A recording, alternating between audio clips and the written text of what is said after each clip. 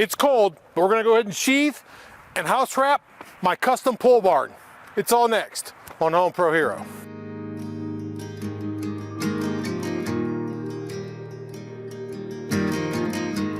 Welcome back to the channel. We're building a custom pole barn on my property. Today, we're gonna go ahead and sheathe it and put house wrap around it. Should be pretty simple and straightforward.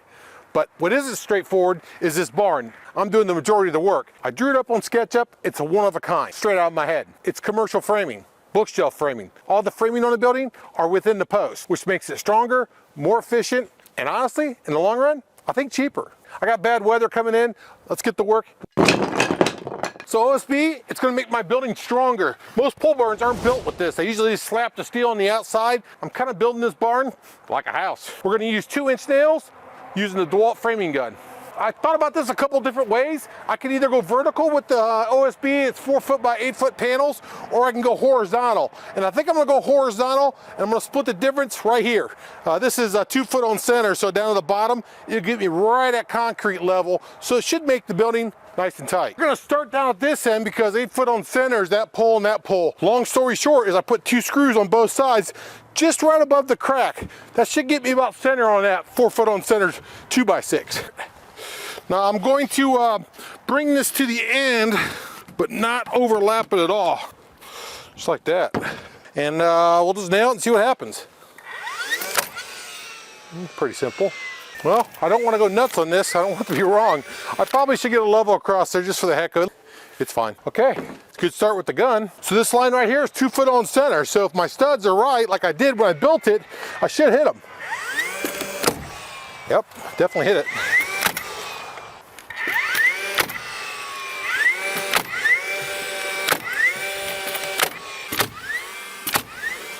Pretty solid. All right, let me go get another sheet, and what we'll do is I'll probably go and put the screws on real quick. That way I can hold the sheet up and get the next sheet attached. How are we looking down here? Pretty good? It's good enough. All right. I think the hardest part is just remembering where you nailed and where you didn't nail.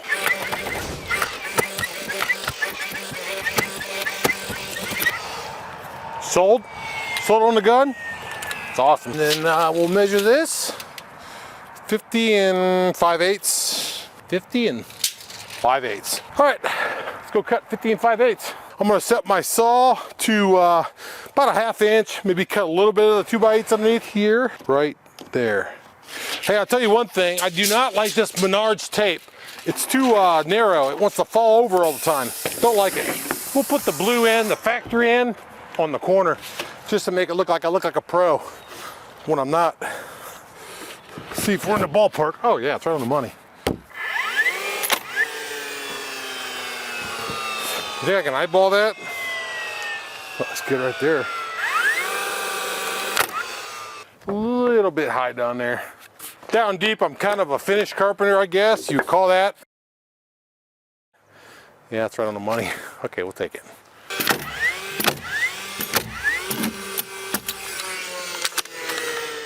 Worst part, runs out of nails.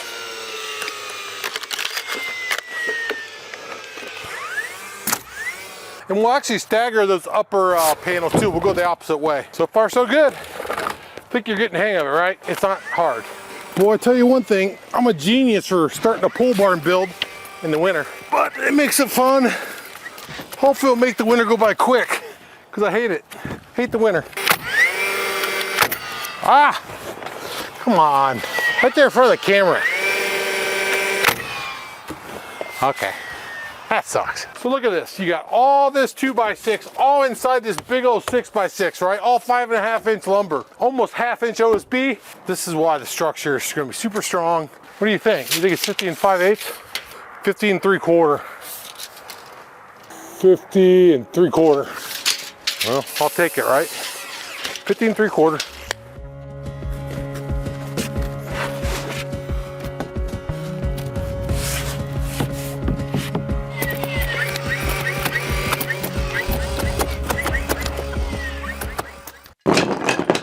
So I'm gonna knock this wall out on fast mode just because it's just like that one. The only difference is I'll put 2 sheets on top of each other, and then I'll have to put a sliver up there too. So a little bit more cutting, especially the long ways. Probably bring it back on a long cut just to show you that. but nothing crazy. This is all 8 foot on center, 2 foot on center going upward. Okay, new tool alert, really. Well, I'm not sure if it's new or not. I think I've had it for about 9 months, the Kreg Rip Cut. So I thought, oh, this is a good time to try it. And all it does is right alongside the plywood at 20 inches. Let's see how it works.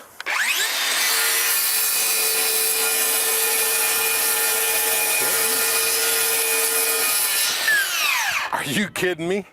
I'm super serious. I can't believe that. It's straight as an arrow. I mean, that is super straight. Look at this, guys. I mean, I hope you can see it. Wow. I'm just shocked. I had no idea. Let's try this side. Got it lined up on the edge. Push the trigger.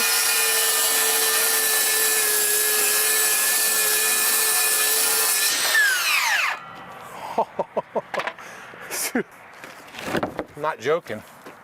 It's a keeper. It's a big time keeper. Holy smokes. This changes the game. It really does. It changes the rip game. It makes it not so painful. Wow. What if it's been out long? Especially an 8 foot distance like this. All right.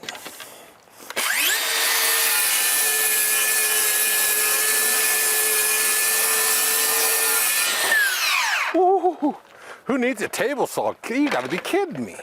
Kreg stuff is awesome. I'm gonna tell you, Kreg stuff is awesome. Good quality stuff. You gotta be kidding me. All this time I've had that tool, I never used it.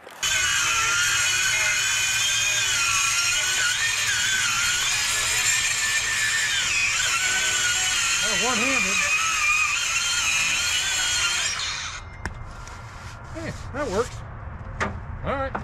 So one thing I haven't really talked about a whole lot is the StackTech stuff. Quite incredible stuff. You won't be disappointed in this stuff. Look at this. Totally recommend StackTech. Well, next day, and it's super cold, but I'm willing to do this if you're willing to do it, right? So let's get to work. We're gonna go ahead and move on to the front of the barn. I need 37 inches pretty much on both sides, so I got the old rip saw, my new favorite tool of all times, out. I can't get over it. I really can't. I still understand it. Just something works that good. I've not heard a word about it. All right. Okay, I got a screw down below. Hopefully it gets me in the zip code up here. I think it will, maybe. Yeah, not too bad. Okay, it's not going anywhere now. Let me get the other side up and then I'll bring you back with some of these higher cuts. But putting the panel like this shows you a good idea how square our building is. I mean, the reveal, the treated reveal from this side to the blue is right on the money from top to bottom. So for that little spot up there, I measured up to the top of the rafter on this side and the top of the rafter on that side. I got 22 inches and 38 inches. So it's just a matter of me marking the panel 22 and then the opposite side 38. That will give me my angle. Just connect the dots at this point. I'll have to hand cut this, I guess, which is odd nowadays with my new fancy tool, but it can't be too hard, right? Hope it fits. Perfect. All right, let me get the other side knocked out. The middle should be fairly easy, but same process. You take your high measurement, your low measurement, cut right, cut less than you really need because the gap doesn't matter because we get siding. All right, last piece, hopefully on the front. Fit. Yeah, I think it fits.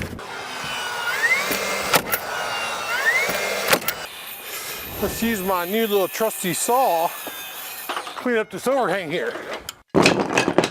Moving to the back where you can get moving a little bit. It's kind of cold, like I said, and I need to move. Essentially, the line I had when I did a big long wall, just line the top right there with that.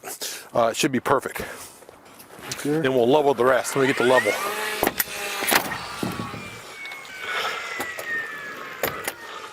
Oh, it's dead.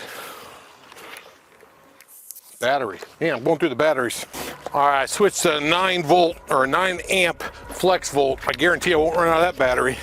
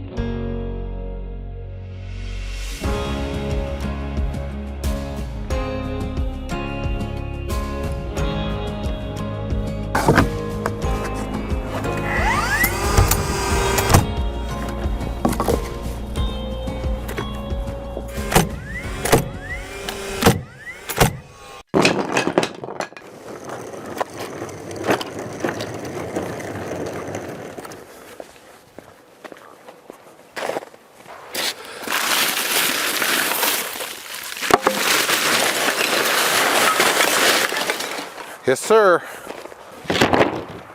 It's been, what, 10 days or so? We all went through this cold snap around here and obviously snow. I've been idle in the barn, but I want to knock out the rest of the OSB today. Same process as we did the sides for the most part. We'll cut the windows out after the fact. I may not cut those out until I'm ready to house wrap, just for speed to get these boards up. I don't got a ton of time here. Got a little bit of sun left. I'm gonna see if I can get this done. We're using 2-inch framing nails, galvanized, hot dipped, all that good stuff. I'm using my new battery DeWalt framing gun. Pretty simple.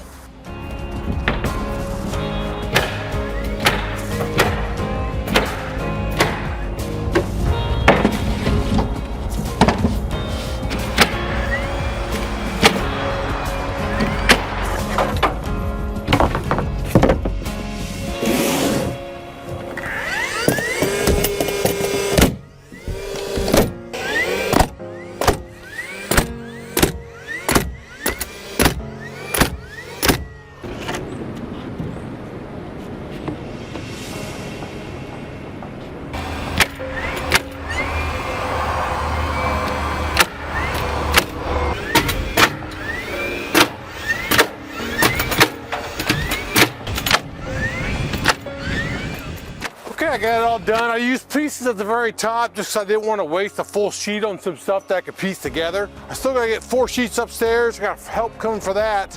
And I got some stuff in the back. Let's run to the back real quick and knock that out.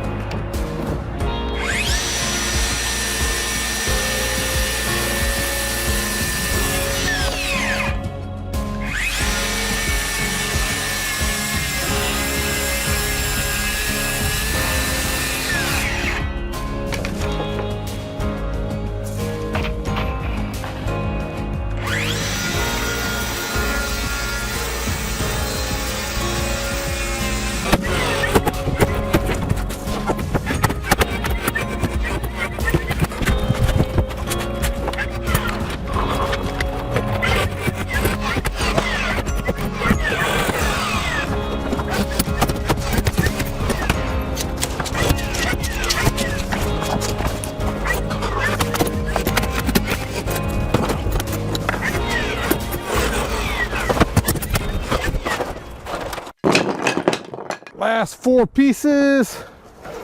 Be careful up here, it's kind of slippery. That should hold the panel up for me so I can get it nailed. Right there.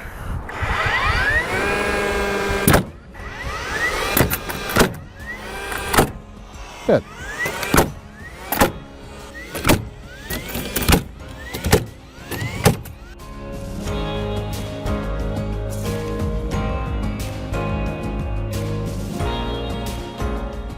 This is exactly why you pay the money to get done right from the get-go.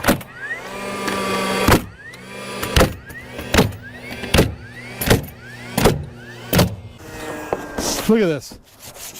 It is right on the money. Wow. Turned out really good. I'm looking down the wall too, it's straight as an arrow. I'll tell you one thing, I'm not gonna miss working up here this high, but it's gotta get done. So anyways, that's what I'm putting on there. I didn't bring you a ton of video on the cutouts just because it was pretty easy to understand. I simply just drill a hole in each corner of the opening. I started with a router cutout bit. Wasn't very good. Smoked it probably in the first window. The tool that actually stole the show, 4.5-inch blade handsaw. It worked great up there.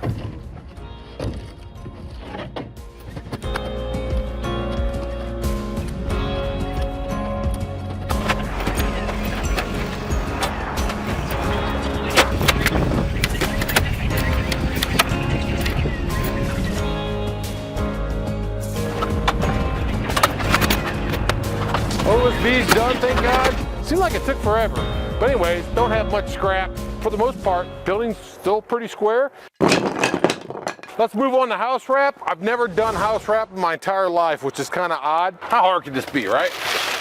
Up we go. Oh, it's gonna be hard. Holy smokes, it's gonna be hard. Not a good start.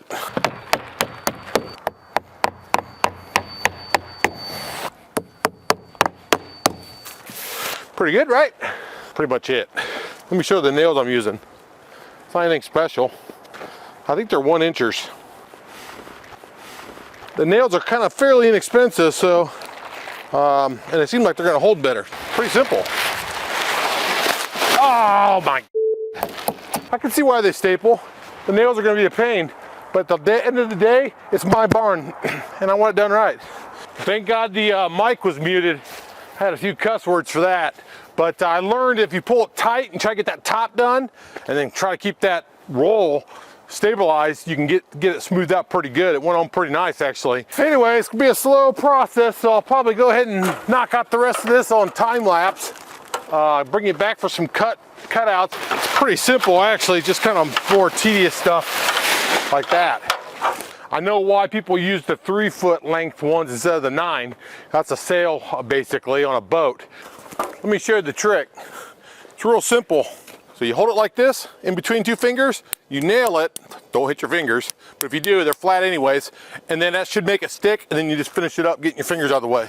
No one's ever gonna see this once it's up and once the siding's on, so I can't think about being too stupid about it. They sell this stuff at Menards with the stuff, this house wrap, so you buy their stuff. I guess it's supposed to work good, but I think any kind of tape of this sort will probably work fine. Just keep the draft down. Yeah, I'm running a little bit crooked here. Okay. No! God damn.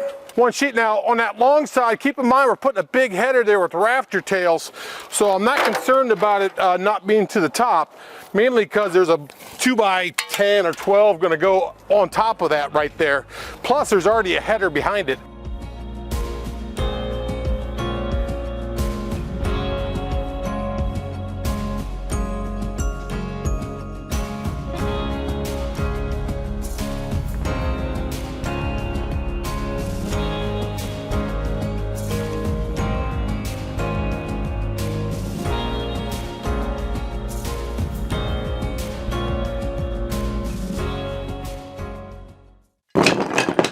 So we got her done, the OSB's on, the house wrap's on. All I have to do is cut out the openings between the windows, but I'll do that at a later date and time. The big question is, how much did it cost me and how long did it take? It took a while, weather, coldness, but at the end of the day, the building's still pretty square. The OSB laid really well. The house wrap, a little pain by yourself with the wind, but I got it knocked out today. It looks good, I'm happy with it. Next up, we're gonna do the rafter tails and knock out the rest of the overhangs. Then we're ready for roofing. I hope you liked the video. See you next time and take care.